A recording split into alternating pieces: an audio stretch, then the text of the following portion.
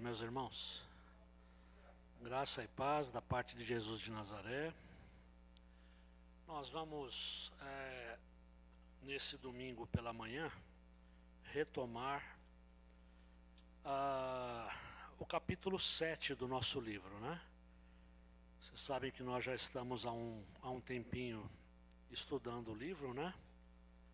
Jesus não é quem você pensa. E o último capítulo desse livro é o capítulo 7. O título do capítulo é Como Podemos Conhecer Jesus? E aí, para mudar só um pouquinho, eu coloquei aí como título Conhecendo Jesus, né? Aliás, logo de cara, vamos falar aqui uma coisa. Se você teve a oportunidade de ler esse livro, ou pelo menos uma parte dele, você vai perceber que em todos os capítulos existe uma preocupação principal, um foco principal. Qual é esse foco? É a pergunta: quem é Jesus? Né? E dependendo da resposta que a gente dá para essa pergunta, o nosso relacionamento com Jesus será um ou será outro, né? Na verdade, se a gente for analisar, ter uma ideia errada a respeito de Jesus, ter uma ideia equivocada de quem Jesus realmente é, isso não é algo dos dias de hoje apenas, né? Já na época de Jesus, havia, digamos assim, uma certa confusão, quando a pergunta era quem é Jesus, né? As pessoas já na época de Jesus tinham uma ideia errada a respeito dele. Tanto que, vocês lembram daquela passagem, né, que Jesus, ele reunido com os discípulos, ele pergunta assim: quem as pessoas dizem que eu sou? Né? Ele queria ver também o que os discípulos achavam a respeito dele. Então uns falavam: olha, uns dizem que você é um profeta, que você é Jeremias, que você é Elias, né? Um profeta aí que voltou, sei lá como que é isso, não sei se eles imaginavam que Jesus era uma reencarnação de algum profeta, né? Tá certo? Claro que não se falava nisso naquela época. Mas uns dizem que você é um profeta, que você é Jeremias, que você é Elias, que você é João Batista. E aí Pedro, naquele momento de inspiração, né? Inspirado pelo Espírito Santo, ele fala: tu és o Cristo, o Filho do Deus vivo. Pedro foi direto no ponto, né? Só que a gente sabe que esse mesmo Pedro que fez essa declaração, depois traiu Jesus, né? Tá certo? Então é isso, desde a época de Jesus até hoje, a pergunta está colocada: quem é Jesus? Né? E muitas vezes nós temos ideias erradas, equivocadas a respeito de Jesus. E isso tem consequências, tá? Então vamos lá. Conhecendo Jesus, né? É para cá, né? Eu sempre me atrapalho um pouco. Ô, Mateus, dá uma força aí. Não faz eu pagar esse mico, não. Isso daí. Esse é o primeiro, né? Olha, o capítulo 7 ele foi iniciado semana passada pelo Mateus, né? E ele ficou com a primeira parte do capítulo, eu vou terminar. Mas para a gente retomar aqui o assunto, a gente vai lembrar de algumas coisinhas. De repente até você vai falar: puxa, mas já foi falado isso. Mas não tem problema. Olha o que diz aqui no começo do capítulo 7, na abertura do capítulo. Ele cita aqui uma passagem de João 20, 30, 31. Nós lemos assim: os discípulos viram Jesus fazer muitos outros sinais, além dos que se encontram registrados neste livro. Estes, porém, estão registrados para que vocês creiam que Jesus é o Cristo, o ungido do Senhor, né? O Filho de Deus, e para que, crendo nele, tenham vida pelo poder do seu nome. Então, olha que João falou aqui: olha, nós escrevemos aqui no livro alguns milagres, alguns sinais que Jesus manifestou. Se a gente fosse colocar todos, teria que ter 2 João, 3 João, né? Tá certo? Mas é isso. Então, seguindo aqui, o próximo, por favor.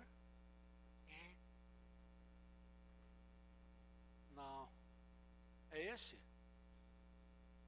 Volta no outro lá, por favor. Tá bom. Vamos lá. A vida eterna é conhecer Jesus. Por que eu coloquei isso daí? A vida eterna é conhecer Jesus. Tem uma passagem aqui de João 17:3, também citada no capítulo 7, que diz o seguinte: e a vida eterna é isto, conhecer a ti, o único Deus verdadeiro, e a Jesus Cristo, a quem enviaste ao mundo. Então, a vida eterna é isto, conhecer o Deus verdadeiro e Jesus, que foi enviado ao mundo. Bom, olha o que diz aqui no item A, dessa parte inicial. As crises de fé fazem parte de nossa caminhada cristã. Na maioria das vezes, essas crises são provocadas por uma concepção errada sobre Deus. Em outras palavras, o sofrimento, as frustrações e as decepções nos levam a questionar o amor de Deus. Verdade isso? Verdade, né? E ali está falando em que mesmo? Crises de fé. Quem nunca teve crise de fé? Se você não teve, você ainda vai ter, né? Porque a gente cresce, a gente amadurece na nossa fé, no nosso relacionamento com Deus, inclusive em momentos como esse, que a gente questiona Deus, questiona o amor dele por nós, né? E eu vou compartilhar aqui um testemunho pessoal. Eu já tive minhas crises de fé, eu já rompi com a igreja, né? Eu falo romper com a igreja porque eu falo romper com a igreja porque quando a gente acaba rompendo se afastando da fé, rompendo com a fé, alguma coisa assim, a consequência é a gente se desigrejar, né? Tá certo? Eu fiquei afastado 5 anos ou mais da igreja. Eu não pisava em igreja, não queria saber não, né? Agora, claro, afastar da fé, negar a fé, não cheguei a fazer isso, mas eu não queria contato com a igreja. Foram 5 anos assim. E coincidiu de ser o período que eu entrei na faculdade. Ah, a faculdade te estragou? Não, não foi isso. Era um momento que eu estava fazendo uma série de questionamentos, né? E acabou assim, tá? Eu acabei ficando um tempo fora da igreja e depois de 5 anos fui voltando, em parte pela atuação da minha esposa. Ela voltou primeiro que eu, ela também se afastou um tempinho, né? Ela voltou primeiro e me puxou com ela, tá certo? E foi legal porque você sabe que eu antes frequentava a Igreja da Penha aqui na Rua Caquito, né? Tá? Fui batizado aí, nós casamos lá, mas isso foi tudo antes do casamento. E um belo dia falei, vamos na igreja de manhã. E nós fomos na igreja. Aí chegou lá o pastor Hélio, né? Hélio Schwartz Lima. O sermão dele era sobre o quê? Adivinha, né? O filho pródigo. na testa, né? Pá. E aí aquilo me tocou e eu falei assim, não, eu tenho que voltar. Tenho que estar novamente com os irmãos, eu tenho que congregar novamente, né? E depois na saída eu fui cumprimentar o pastor Hélio. Eu falei assim, pastor, o senhor sabe que eu saí por um tempo, o senhor sabe mais do que ninguém isso, e eu quero voltar. Ele olhou para mim e falou, para mim você nunca saiu. Aí pronto, né? Não preciso falar mais nada. Mas é isso, crises de fé a gente tem na nossa vida, né? E muitas vezes essas crises de fé elas estão ligadas ao sofrimento, a frustrações, decepções, enfermidades, né? Muitas vezes a enfermidade ela provoca um sofrimento tal que ela gera dúvidas no nosso coração, né? Ela fala, oh Deus, por que isso comigo, né? Por que tem que ser eu, né? Tá certo? Tem essa questão. Eu fico imaginando, por exemplo,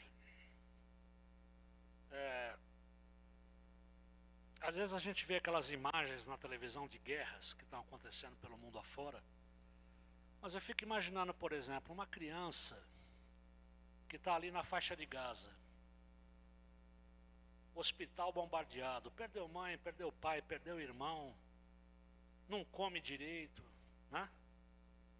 Como que cresce uma criança dessa? É complicado, não é? Né? Oi? Perdeu às vezes parte do corpo. Então essa pessoa, uma pessoa que passou, por exemplo, por um campo de concentração na Segunda Guerra, né? Que viveu todo aquele horror ali. É difícil, não é? Tenta se colocar no lugar da pessoa. A gente fala, a pessoa, ela está duvidando, mas espera aí, né? Às vezes ela sofreu uma coisa que a gente não sofreu nem um terço, nem metade. Complicado, né? Isso é só para a gente pensar, né? Mas isso, logicamente, isso não anula o amor de Deus, né? O braço de Deus que está sempre estendido para a gente. Tá certo? Amém por isso, né? Vamos ao item B. Vai lá, Mateus, ajuda aí. Beleza. Olha o item B. Temos o costume de criar uma caricatura de Jesus. O que seria isso? A gente constrói um Deus à nossa imagem, o que leva a uma falsa ideia a respeito de Jesus. Muitas vezes a gente tem uma caricatura de Jesus, a gente constrói, a gente pinta um Jesus que não é o Jesus da Bíblia, né? A Bíblia diz que fomos criados imagem e semelhança de Deus, né? Amém por isso. Só que muitas vezes a gente cria um Deus à nossa imagem e semelhança, um Deus que a gente pode controlar, manipular, barganhar, né? E o ser humano, quando o assunto é Jesus, muitas vezes ele faz isso, ele vai para esse lado da caricatura, ele constrói uma falsa ideia a respeito de Jesus. O exemplo está no item C. Para muitos a expectativa era que Jesus seria o quê? Um líder político. Isso já na época dele era assim, né? Muitos judeus olhavam para Jesus e falavam assim, não, peraí, falar que esse cara é o Messias, vocês estão brincando comigo, né? Isso aí não é Messias coisa nenhuma. Por quê? Eles olhavam para as escrituras, para as promessas do Messias, e eles viam quem? Eles viam o leão, né? Ah, o leão de Judá, aquele que vai vir feroz, vai destroçar os inimigos, né? Agora, Jesus como um cordeiro, Jesus como alguém que carrega sobre si as enfermidades da humanidade. Então o pessoal tinha essa resistência, muita gente alimentava essa ideia de que Jesus seria de que o Messias seria um líder político. O Messias ele vai vir com força, ele vai vir com mão de ferro, ele vai enxotar os romanos daqui, vão acabar essa opressão, vai acabar os impostos, né? E ele vai restaurar a glória de Israel. Muita gente pensava isso, tá? E infelizmente isso daí também não mudou muito, né? Guardadas as épocas diferentes, as devidas proporções, mas ainda hoje Jesus continua sendo usado para fins políticos, né? Tá certo? É só você perceber quando tem época de eleição. Aparecem umas figuras estranhas na igreja, né? Atrás de voto. Aí depois que passa a eleição você fala, cadê? Né? Partiu. Você não vê o cara pisar mais em nenhuma igreja durante 4 anos, né? Mas na época da eleição vai lá, beija a criança, né? Ora, tá certo? É aquele jogo todo que a gente já conhece. Usa versículo bíblico, né? Então, infelizmente, isso... Oi.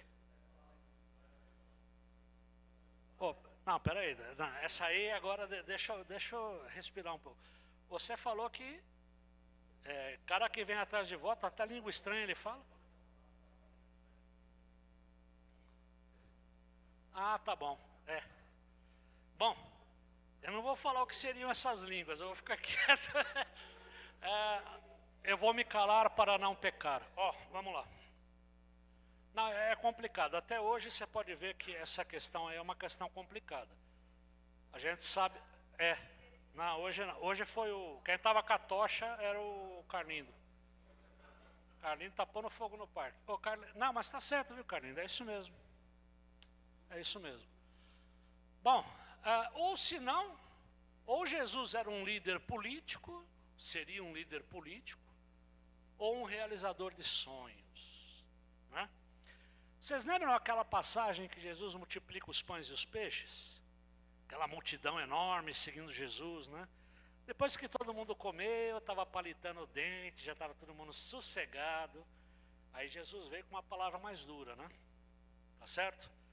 Tanto que os próprios discípulos chegaram para Jesus e falaram assim: peraí, mestre, você está pegando pesado demais, quem que vai ficar com o senhor desse jeito? E Jesus também, Jesus nunca pecou, mas já perdeu a paciência, né? Aí Jesus falou assim: olha, e se vocês quiserem ir embora, vão também. Ninguém está segurando vocês aqui não. Quer ir embora, vai com a multidão aí. Porque as pessoas não aguentaram aquela palavra mais dura de Jesus, né? Como que é? Aquele que quer realmente me seguir tem que comer a minha carne, beber o meu sangue. Teve gente que entendeu que era canibalismo, mas não era. Era outra coisa que Jesus estava falando. Então a multidão começou a se dispersar. Por quê? Porque muita gente naquela multidão estava interessada no pão e no peixe. Pô, vamos seguir esse cara, quando a fome apertar, traz um peixinho para ele que vai virar 10, né? Mas não era isso. E olha, já que nós estamos falando que existem ideias equivocadas a respeito de Jesus, eu tenho uma opinião a respeito disso. Eu acho que mais recentemente, historicamente falando, eu acho que a chamada teologia da prosperidade, ela causou um estrago grande nessa parte. Por quê? A teologia da prosperidade, ela vende Jesus como realizador de sonhos. Estou errado no que eu estou falando? Porque, veja bem, as pessoas ensinam o quê? Se você se sacrificar, se você fizer a sua parte, e normalmente o que é fazer a sua parte? É dar dinheiro na igreja, né? É ofertar, né? É dizimar. Aí o que acontece? Se você fizer a sua parte, se você se sacrificar, Deus tem que fazer a dele. Deus não mente, Deus tem que fazer a parte dele. Você fez a sua, ele tem que cumprir a dele, né? E aí é aquela coisa que a gente vê por aí: olha, eu não tinha nada, hoje eu tenho 2 carros, hoje eu tenho um emprego, tenho 2 empresas, né?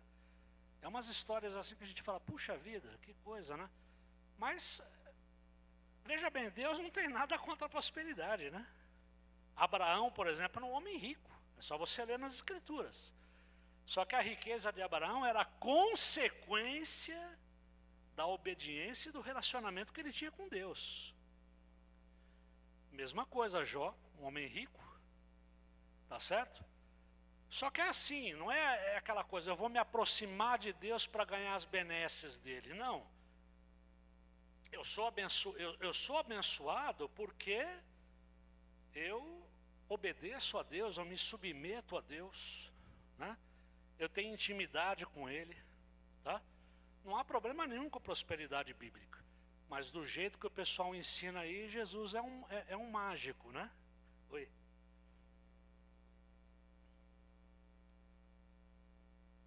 Isso. O pessoal passa como uma receita, né? Tá certo? Isso, exatamente. E às vezes você faz certinho e não fica rico, né? Tá certo?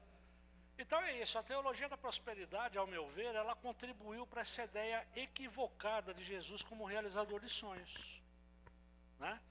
Siga Jesus que o sofrimento não vai bater na tua porta. E isso não é verdade.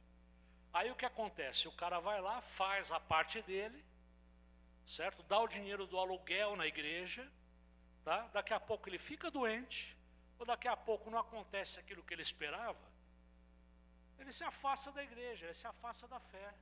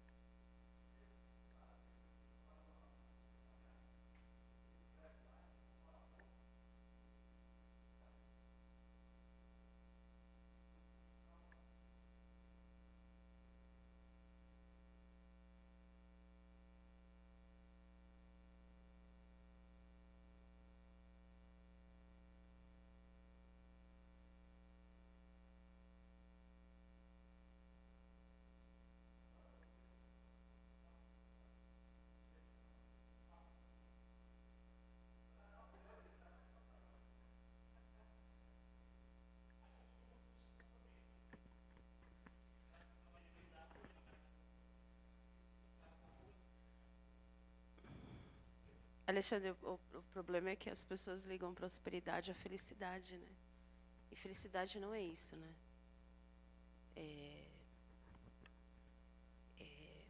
E isso está muito arraigado, né? Foi enxertado como se você fosse uma pessoa de posse, você é uma pessoa feliz.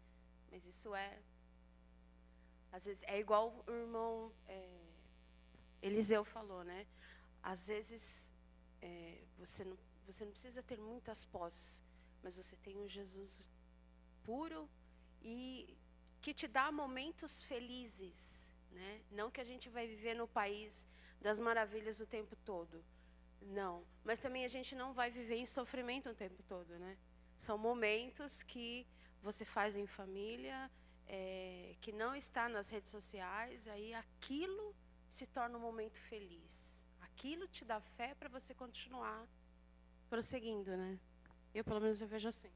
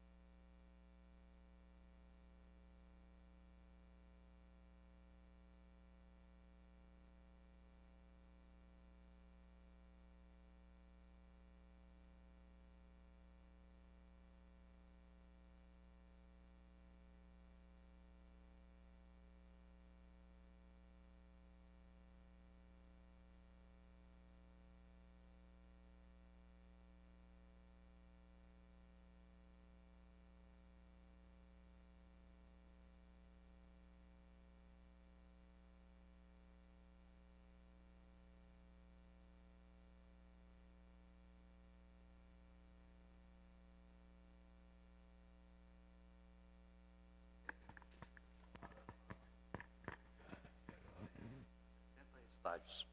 E eu conversando a respeito de todas essas coisas sucedidas.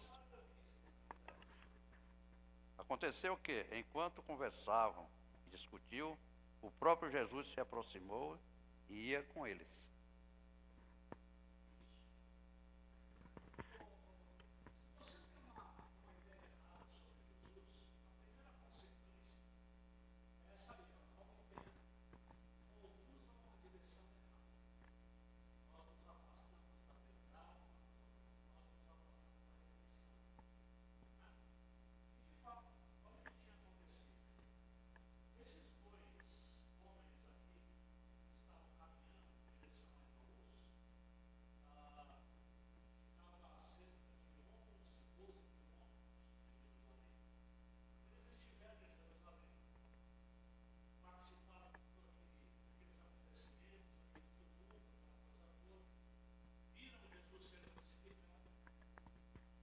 Eles estavam totalmente decepcionados, frustrados. Eles estavam voltando para a aldeia e iam retomar a sua vida diária, né? E eles estavam conversando, desanimados, né? E é interessante que aqui, conduz a uma direção errada, ou seja, Jesus foi crucificado, mas 3 dias depois ressuscitou em Jerusalém. E eles estavam se afastando justamente de Jerusalém. Simbolicamente, eles estavam o quê? Se afastando da verdade. Estavam indo por um outro caminho, tá? Estavam indo na direção errada. Porque o livro aqui, e você vai perceber isso também aqui na leitura bíblica, ele nos mostra que eles estavam decepcionados com Jesus. Eles achavam que Jesus era o Messias, era o cara. E aí eles falaram, não, o Messias não morreria numa cruz daquele jeito e não teria sido sepultado. Então eles estavam lá trocando uma ideia tal e eis que surge Jesus na estrada caminhando com eles, né? Tá certo? E olha que interessante aqui, ó. Como que Jesus fez. Ó, enquanto trocavam ideias e discutiam, o próprio Jesus se aproximou de ambos e começou a caminhar com eles. E aí, ó. Entretanto, os olhos deles foram impedidos de reconhecê-lo. Eles não reconheceram Jesus. Eu fico me perguntando também, tá certo que tem a questão da fé, que de repente o sentimento deles, a incredulidade deles naquele momento é como que tivesse cegado eles, né? Tão afastado que eles estavam, não conseguiram reconhecer Jesus ali caminhando com eles. Mas eu me pergunto, a ressurreição, ela deve ter mudado alguma coisa na aparência de Jesus, né? Porque toda vez que ele aparecia assim, ele não era reconhecido. Em algumas vezes ele não foi reconhecido de primeira, né? Tá certo? Mas o que acontece? Eles estavam com Jesus na estrada, caminhando, conversando e não conseguiram reconhecê-lo. Então está aqui, ó. Item B, nos impede de reconhecê-lo. Traduzindo isso para a nossa realidade de hoje. Muitas vezes, uma ideia errada sobre Jesus faz com que a gente não perceba que mesmo no sofrimento ele está ali presente. A gente não consegue enxergar a presença dele, saber que ele está ali, que ele está cuidando de nós, que ele está cuidando da situação. Somos como os discípulos, os seguidores de Jesus ali que estavam indo para Emaús. A gente se comporta dessa forma. Jesus está ali conosco, a gente não o reconhece. A gente acha que está só na caminhada, né? Voltando para a nossa vidinha. Tá? E aí Jesus fez uma pergunta que deixou os caras irritados, hein? Olha o que diz aqui. Então ele lhes questionou: o que vos preocupa e sobre o que ides discutindo durante a vossa jornada? E eles pararam entristecidos. No entanto, um deles, chamado Cleopas, replicou-lhe: és o único, porventura, que tendo estado em Jerusalém, ignoras os acontecimentos desses últimos dias? Então o cara falou assim para ele: alô, você não estava em Jerusalém, você não viu nada, você dormiu durante esses dias? Né? O homem foi crucificado, aquele que o pessoal estava chamando de Cristo, né? E Jesus ali instigando, né, para ver o que saía da conversa. Tá? Mas uma ideia errada sobre Jesus também produz desânimo e decepção. O texto fala que eles estavam entristecidos. Tá? Só que Jesus foi caminhando com eles, foi citando as Escrituras, foi lembrando das profecias do Antigo Testamento, e eles viram que alguma coisa estava diferente ali. Falaram: pô, esse cara aí não é nenhum não é nenhum qualquer não, né? Tá certo? E aí, a gente sabe que mais tarde, numa outra situação aqui, continuando a história, eles reconheceram Jesus, né? A próxima, por favor. Bom, maneiras pelas quais podemos conhecer Jesus. Agora eu vou entrar na segunda e última parte do capítulo 7, que seria realmente a parte que ficou para mim. A gente estava só recapitulando algumas coisas. Maneiras pelas quais podemos conhecer Jesus. 1. A Bíblia. Pois nela Deus se revelou a nós. Ela é uma única história e tudo nela aponta para Jesus. Tá? Olha, nós sabemos tudo a respeito de Deus. Lembra aquela passagem de Isaías? Os meus pensamentos são mais altos que os pensamentos de vocês. O salmista também fala, né, acho que é no 119, não é? Salmo 119. A tua ciência é tão alta, não alcanço de tão alta a tua ciência. 139, desculpa, obrigado. Mas o que acontece? Deus, ele é tão acima do que qualquer coisa que a gente possa imaginar com a nossa racionalidade, que a gente não consegue compreender ele completamente, né? Ele é muito, muito mais. Mas para tentar entender alguma coisa, o próprio Deus falou: eu vou revelar alguma coisa minha, de mim, sobre mim para vocês. E isso está onde? Na Bíblia. Tanto no Antigo como no Novo Testamento, Deus se deu a conhecer. Deus se revelou a nós, tá? E muitas vezes as pessoas olham para a Bíblia, pegam a Bíblia e falam, não, isso daqui é um emaranhado de histórias. Muita gente acha até que é mitologia, isso daqui não tem nada a ver, né? E fala, não, isso aí é um emaranhado de histórias que não tem coerência uma coisa com a outra. É aquela velha história que a gente já deve ter escutado, né? E que o Guilherme abordou no domingo passado. Ah, o Deus do Antigo Testamento não pode ser o Deus do Novo Testamento revelado por Jesus. O Deus do Antigo Testamento era um Deus guerreiro, né? Era um Deus de guerra, era um Deus sanguinário, que mandava matar criancinha, que mandava queimar cidades, né? Não parece ser o mesmo Deus que Jesus chama de Pai. Isso é uma coisa que muitas vezes as pessoas apontam da Bíblia, falam, não pode ser, não tem coerência. Mas, se você ler com atenção a Bíblia inteira, né, do Gênesis ao Apocalipse, ela tem um fio condutor, né? Tá certo? Qual é o fio condutor? A redenção da humanidade, a vinda de Jesus, né? Então, isso aqui, a Bíblia, ela conta a história de Jesus. Tudo nela aponta para Jesus. Desde as profecias lá, de Isaías e companhia, né? Até a vinda propriamente de Jesus. Tá? Então tá aí. Como a gente pode conhecer Jesus e evitar uma ideia equivocada a respeito dele? O que eu tenho que fazer para não ter uma ideia errada de Jesus e me frustrar, me entristecer com isso? Vá na Bíblia. A Bíblia fala sobre ele, tá? O item 2, vamos lá, Mateus, obrigado. Olha, como conhecer Jesus? Por meio da comunhão, né? Olha aqui, é interessante isso, né? Após deixar a cruz, onde que vamos encontrar Jesus? À mesa. É interessante isso, né? A Bíblia, ela tem muitas passagens da Bíblia, e principalmente Jesus gostava muito de falar isso, onde a mesa está presente, né?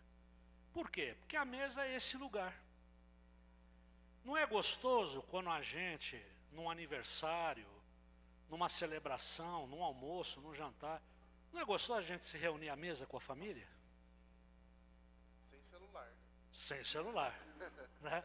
E sem falar de política, né? Outra. Futebol, então, evita, porque não, aí acaba a enfacada. Aí Ó, saia da mesa. aí alguém vai virar a mesa, né? Então, o que acontece? É gostoso estar à mesa, tá?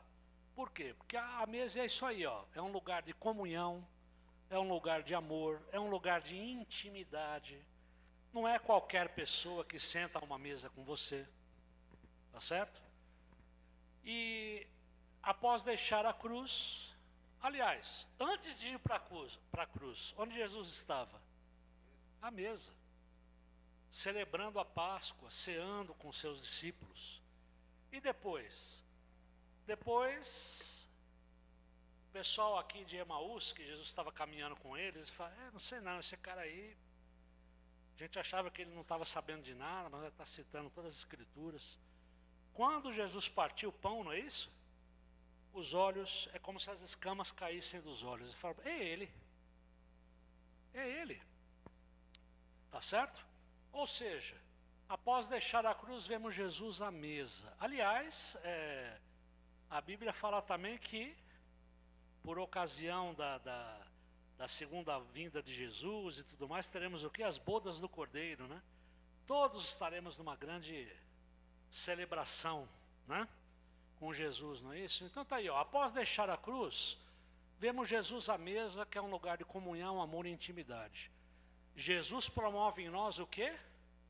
A unidade. Isso não significa que cada um aqui vá anular a sua personalidade, né? O que nós temos na igreja, o que é a diversidade, é a unidade em meio à diversidade, não é isso? Tá certo? Jesus promove em nós a unidade, não a individualidade. Somos chamados a viver em comunidade.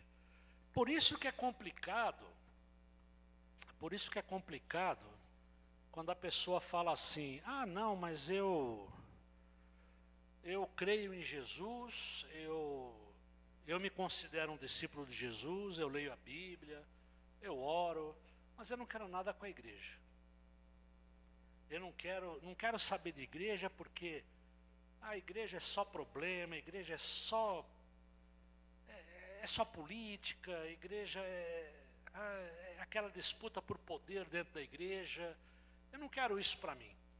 Então eu sou cristão, mas eu estou alijado da igreja. Só que a Bíblia ensina que isso não é possível, né? Tá? Eu não lembro agora exatamente qual passagem que é, mas em Hebreus tem uma passagem lá que fala, né? Para a gente se reunir em comunidade, não fazer como alguns que já estavam abandonando, né? A comunidade. Se alguém lembrar qual é, eu não estou lembrando agora. Parece que é em Hebreus que eu vi isso.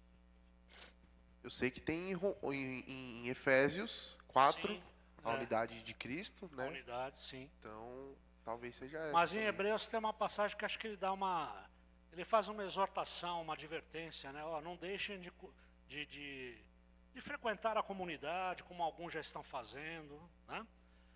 Então, gente, a vida cristã, ela... Oi? Você achou? Dá uma lida aí, Eliseu.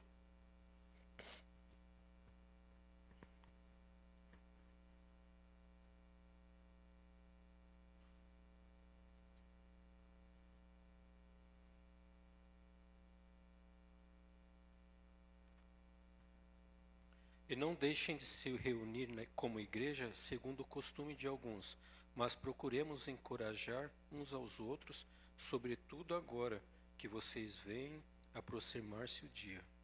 Isso. Alguns já estavam o quê? Naquela época já, né? Já estava tendo esse problema, né? Alguns não queriam se reunir, tá? Em comunidade. Até porque a perseguição ao evangelho era grande aqueles dias também, né? O cristianismo era tratado como uma seita. Não que a perseguição seja menor hoje, né? Dependendo do lugar, né?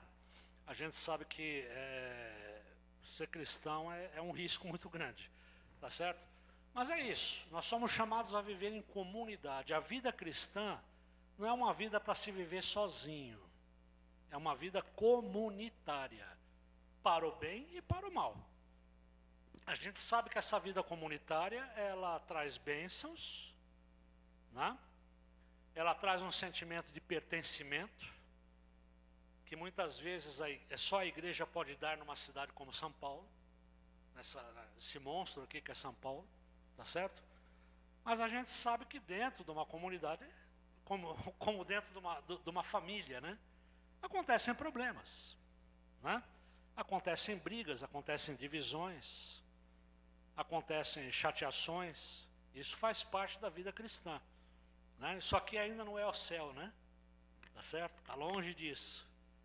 Mas a gente tem que se esforçar para essa vida em comunidade. Porque é assim, né? Que a Bíblia ensina. Tá? A gente tem que buscar isso. Eu sei que muita gente deixou a igreja. Muitas pessoas que se consideram desigrejadas, elas deixaram a igreja e elas têm razões para isso. Não é uma coisa assim, não gostei da igreja, eu não gosto da igreja, eu não vou mais lá. Não é uma coisa tão simples assim. A gente sabe que existem razões. Muitas vezes, eu não sei se eu estou errado aqui na minha análise, tanto a igreja, tem muita igreja protestante, evangélica, seja pentecostal ou não, que ela muitas vezes se parece um pouco com a católica, no seguinte sentido: às vezes a gente valoriza mais a instituição e as tradições do que uns aos outros, do que o amor fraternal. E às vezes as pessoas não querem isso. Não, tradição para mim não dá. E às vezes acontecem algumas coisas dentro da igreja que a gente sabe que é feio o negócio, né? Bom, Mas o próprio clero na igreja romana, né? Fala, não, você não tem nada, não conhece de nada de Deus, é só a gente que conhece. Então é assim também que funciona, né? Isso mudou um pouco, né? Mudou um pouquinho. A Igreja Católica, isso foi uma das razões que provocou a reforma, né? Lá no século XVII. A Igreja Católica ela ensinava, ler a Bíblia e interpretar a Bíblia, isso é para sacerdote. Isso é para quem foi separado para isso. O povo não tem conhecimento, não tem discernimento, não tem capacidade de ler a Bíblia. Só paga indulgência, né? Só paga indulgência e pagava os impostos lá para a igreja, né? E aí o Lutero falou, não. O Espírito Santo nos orienta, nos ajuda, nos auxilia. E todo mundo tem que ter acesso à palavra de Deus. Por isso que, com a reforma, a Bíblia começa a ser traduzida para as línguas nacionais, né? Tá certo? Legal isso, tá? Mas a vida, então, é essencialmente comunitária. Terceiro item, para nós conhecermos melhor a Jesus e não tropeçarmos numa ideia errada a respeito dele. Testemunho. Bíblia, comunhão e testemunho, tá?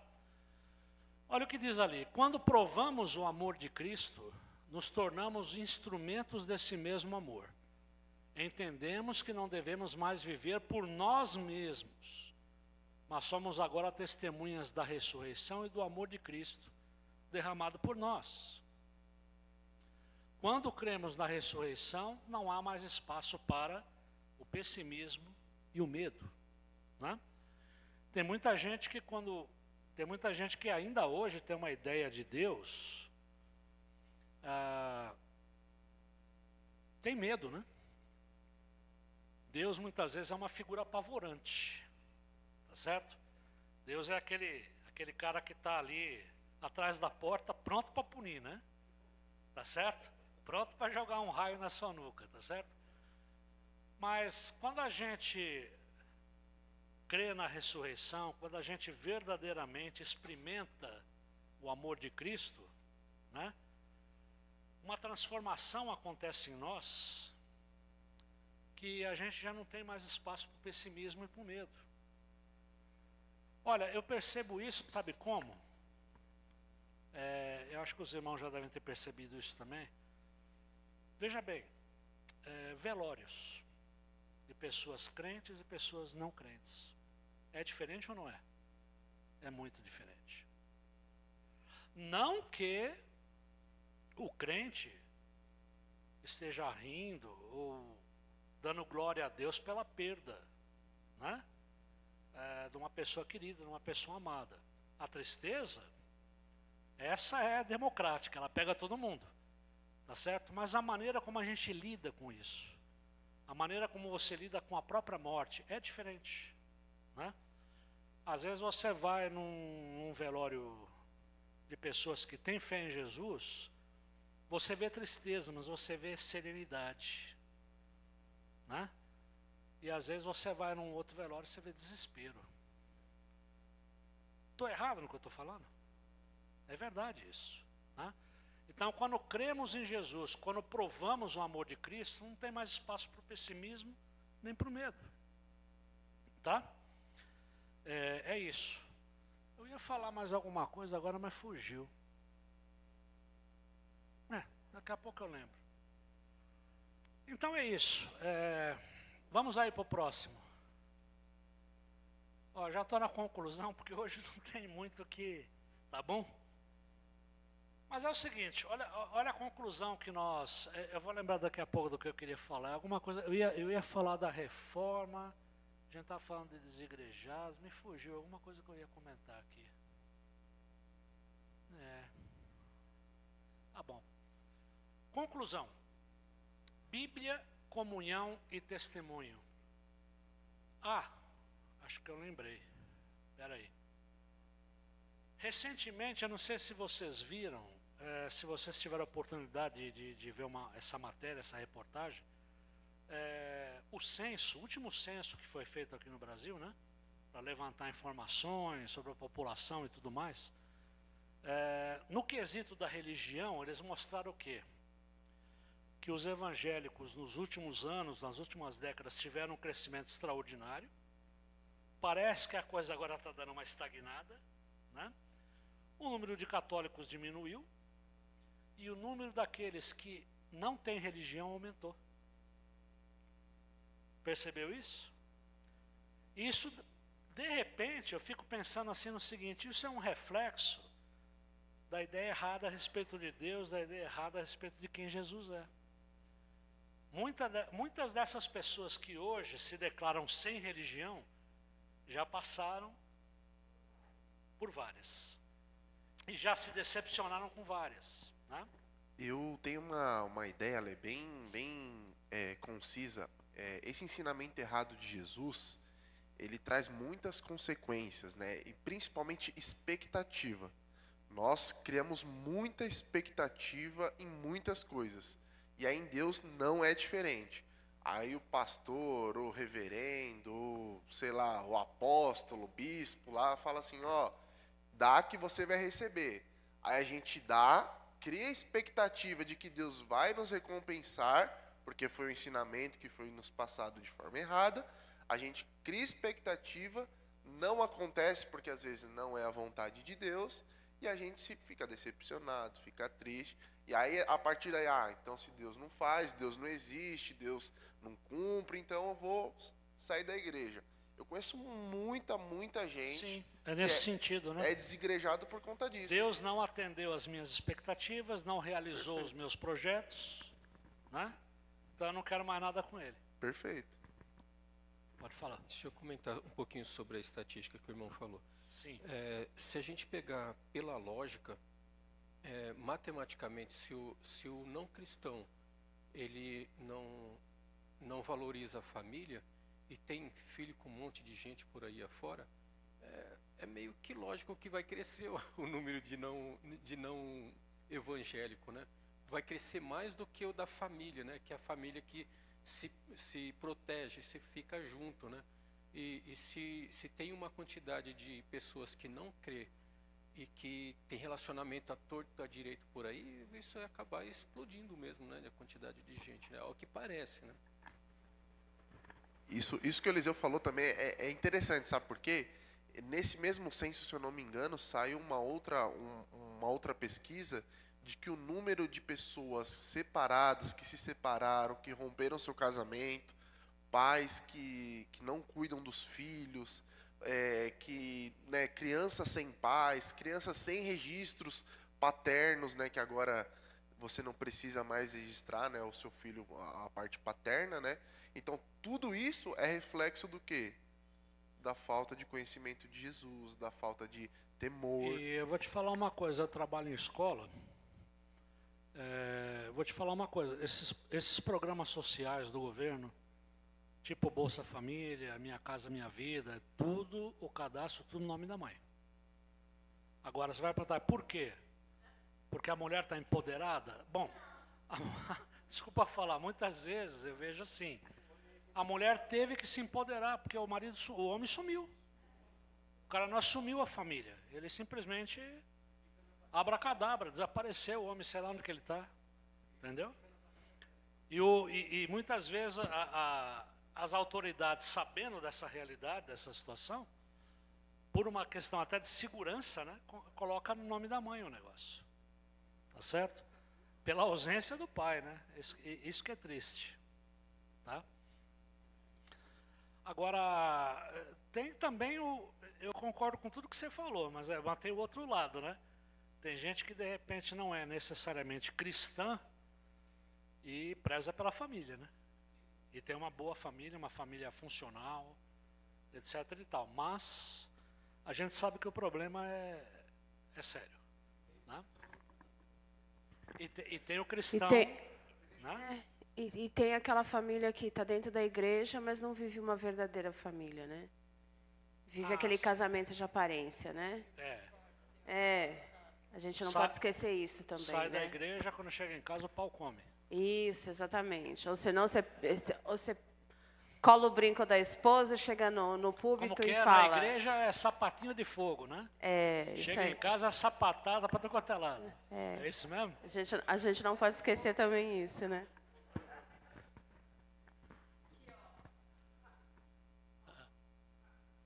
Tá. Conclusão, então. Agora, voltando para a parte que eu estava. Conclusão.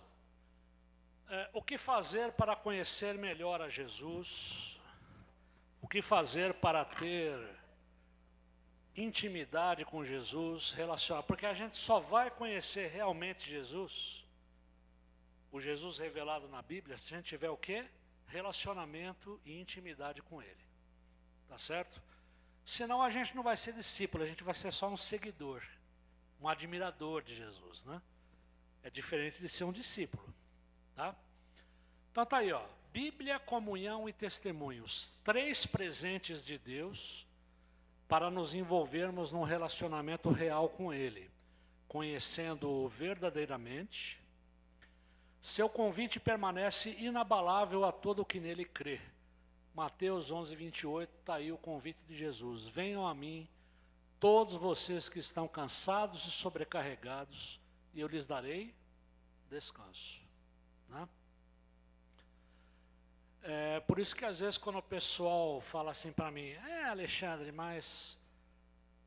uma coisa que eu ia falar, que a gente escuta muito, você também escuta muito isso, né?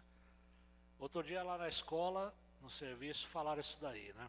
Vira e mexe, escuta isso aí. Eu não vou na igreja porque a igreja só tem hipócrita.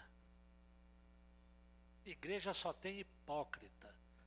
É um povo que se veste bem, que se ajeita, que se maqueia, que vai domingo para a igreja, mas de semana nem parece crente. De semana é o bicho, né? Aí outro dia eu falei lá para a pessoa que falou isso na escola, eu falei, não, olha, eu não vou questionar você sobre a hipocrisia, entendeu? Mas quando você fala, por exemplo, eu não vou na igreja porque só tem hipócrita, você está dizendo que você não é hipócrita. Então você já está sendo uma também, porque você também é. Você também pisa no tomate em algum momento com alguém. Impossível não pisar, né? Então, eu falei, realmente a igreja é lugar de hipócritas. Por quê? Porque Jesus veio para hipócritas, Jesus não veio para gente boa. É o que Jesus falou, né? Olha, eu não vim para os sãos, eu vim para os doentes, né? Se você se acha perfeito, se você acha a última Coca-Cola do deserto, né? Então Jesus não veio para você. Jesus veio para consertar o que está quebrado. Então se você é hipócrita, é aqui que você vai tratar a sua hipocrisia. Tá certo? Se você está doente, é aqui que o médico está. Tá certo? Estou certo ou não? Então é isso, né? Então tá aí, ó, o convite de Jesus continua o mesmo, continua inabalável, e somente Bíblia, comunhão e testemunho, para a gente conhecer mais a Jesus, e não só conhecer, mas viver esse Jesus, né? Tá certo? Tem que ter a prática aí, né? Conhecer, tem gente que conhece Jesus, mas não quer saber dele, né? É uma coisa intelectual só. Eu conheço Jesus, eu admiro Jesus, né? Um espírito de luz, né? Jesus é um espírito de luz, né? Ele trabalha na Enel, né? Mas o que acontece? Eu não vou fazer isso com Jesus, né? Enel ninguém merece, né? Tá certo? Oi. Ali, e é muito importante porque assim, esse livro, ele é para pessoas que também não conhecem Cristo, né? Toda a narrativa dele, toda forma de escrita é para exatamente cair, né? Como ser ensinado tudo sobre Jesus. Ó, Jesus é isso, Jesus é amor, Jesus é Salvador do mundo. E agora, como conhecer esse Jesus que você leu aí nesse livro inteiro? E a gente sempre precisa ter isso em mente e praticar, porque existe diferença entre seguidor e discípulo, como você mesmo falou. O seguidor, ele simplesmente segue. O discípulo, ele discipula, ele ensina, ele apresenta. Todos nós temos a missão de ser discípulos de Jesus e de apresentar esse Jesus para quem não conhece, ou para quem tem essa visão errada, subjetiva aí de Jesus. É minha, sua, de todos nós, a missão de apresentar o verdadeiro Jesus, verdadeiro Salvador do mundo para essas pessoas a partir da Bíblia, da comunhão e do nosso testemunho. Acho que a conclusão é para complementar. Amém. Muito bom. Eu particularmente gostei do livro. Gostei muito desse livro, porque é um livro que fala das verdades da palavra de Deus, né? Apresenta Jesus, e é um livro simples, né? Sim. A simplicidade do livro é muito legal. Qualquer um que pegar esse livro, lê ele numa boa, tranquilo. É como é o Evangelho é simples, né?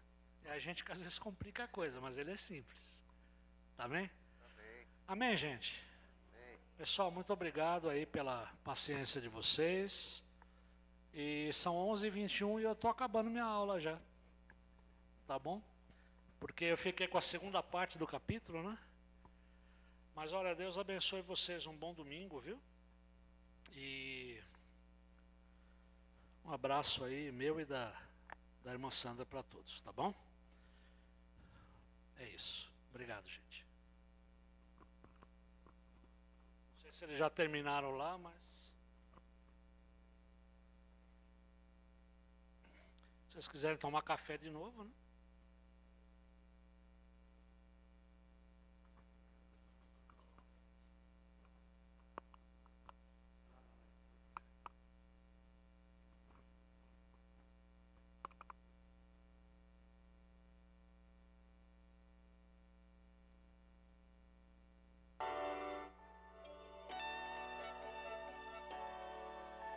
Ao único que é digno